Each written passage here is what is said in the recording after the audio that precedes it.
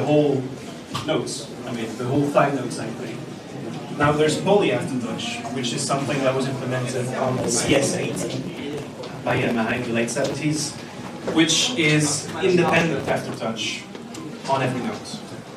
With CS8 was 8 voices, so you had 8 channels of aftertouch.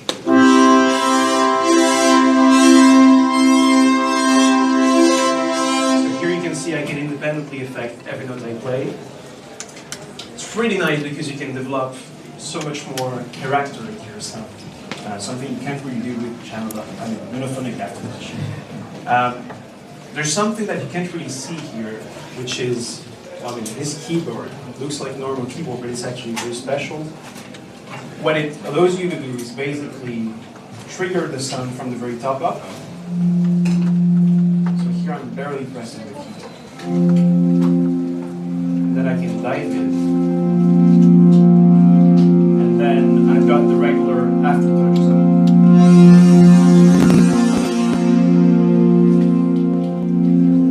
So as you can see, I'm getting dynamics from the very top up all the way to the bottom and more. This means I can have some huge dynamic range and do stuff like this.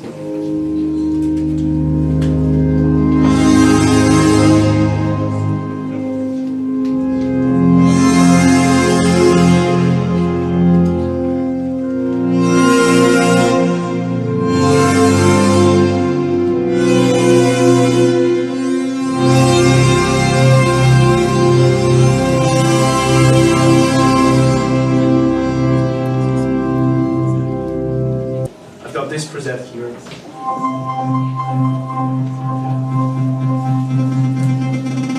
So the way it works is I've got an LFO modulating the filter. And the LFO is linked not to another LFO or the aftertouch, it's linked to the very course of the key. So I'm controlling the rate of the LFO as I press on the key.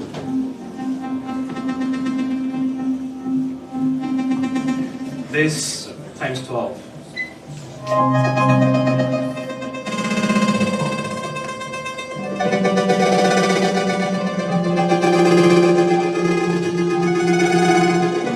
Intensive sequencer on this. I'm going to play a sequence.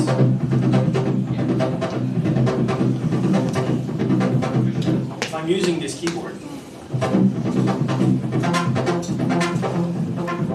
can really modulate the sequence in real time.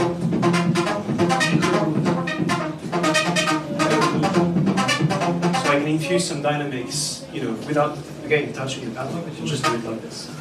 Another really interesting thing on PolyBrute is that every preset is made of 2 different sound states. So, well, let's take this one actually. This is sound state A. This is sound state B. It's the same preset. It sounds like 2 different presets in a sense. What happens when I'm doing this is what we call morphing. Basically, I've got a first state of sound. When I do this, it's as if every single knob was morphing into the next position. It's not crossfading, so it's not volume. It's really every single parameter. It makes it really easy to find the sweet spots in the sound. What's nice is that I can do it with the knob.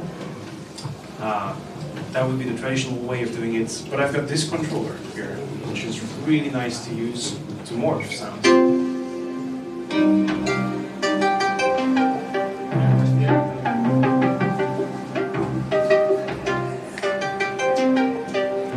I'm barely touching the thing, and it's tactile. There's a pressure parameter on this thing also.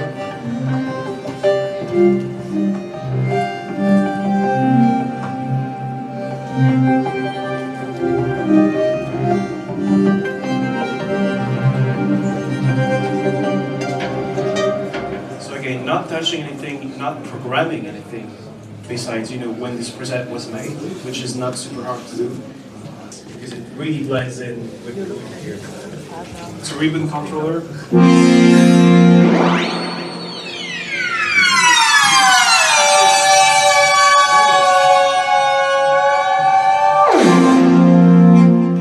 Like you have on the CS80. It's really nice. You can customize the way you want to interact with you can latch it. You can also assign, you can hear its pitch, which comes by default when you think about a ribbon controller. Goodness.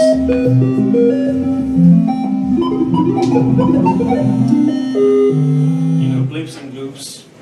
It's really cool if you want to sound effects. But if you want to get something a bit more musical, you can tune to fifths, which is the way to go because it goes well with pretty much everything. You could also go Phrygian dominant if you want, because there's a bunch of scales here.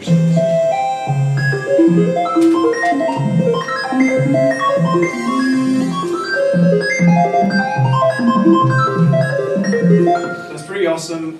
Now imagine how you can couple it with the keyboard. I've got this preset, for example. Got my sound here, and as I dive into the aftertouch,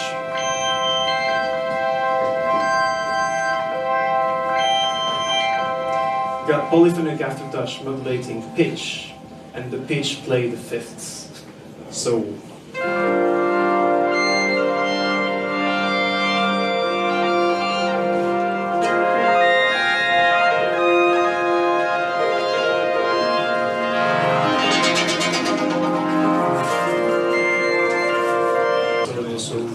filters really makes use of the self-resonating features of the filters. You can have this.